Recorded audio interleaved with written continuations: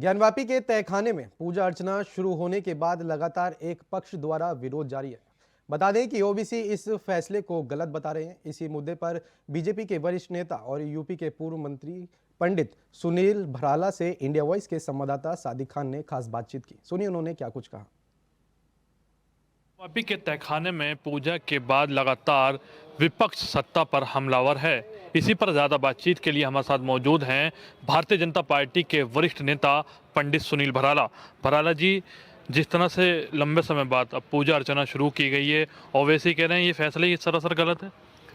देखिए, ये फैसला बहुत ही न्यायप्रिय है और माननीय न्यायालय ने जो ये निर्णय दिया है वहाँ पूजा का, ये बिल्कुल सही है। और 30 वर्ष पूर्व में अगर चले जाएंगे तो वहाँ की जो महंत थे श्री व्यास जी, वो लगातार वहाँ पूजा करते थे।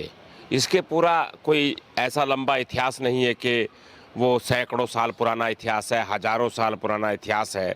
जब वहाँ पूजा अर्चना उसके अंदर होती रही है हमेशा, तो ये कांग्रेस का एक दूसरा पाप है। उनकी सरकार के काल में उन लोगों ने ये इसको कैसे बंद कराया और क्या उन्होंने षड्यंत्र रचा। और उस समय जब तत्कालिक सरकार राज्य में थी तो उस समय के ये सब तानाशाही हुआ। और आज जो न्यायालय ने इतने लंबे समय सुनवाई के बाद में जो निर्णय दिया था, ये बिल्कुल न्यायप्रिय है। और वहाँ सनातन हिंदुओं के लिए पूजा अर्चना के लिए जिस प्रकार से अनुमति दी गई है, माननीय न्यायालय का मैं हृदय से स्वागत करता हूँ।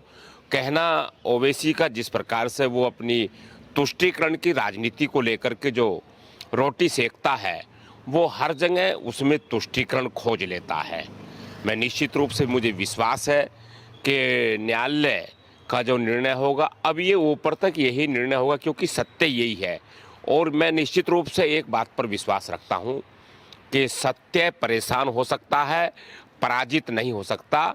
वो सारी हिंदुओं की धरोहर है, सनातन की धरोहर है, और वो निश्चित रूप से हमारे पक्ष में हमेशा रहेगी।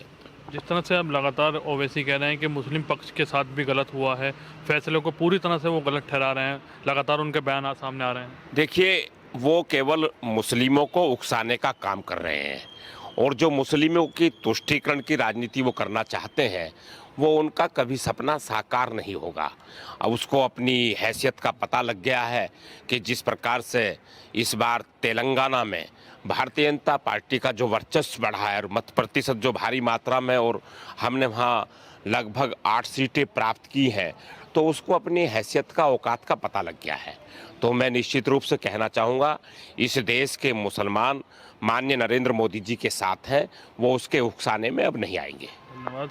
तो ये थे हमारे साथ पंडित सुनील भराला, जिनका साफ तौर पर कहना है कि ओवैसी मुस्लिमों को उकसाने का काम कर रहे हैं। वीडियो जर्नलिस्ट आशू के साथ सादिक खान, इंडिया वॉइस, दिल्ली।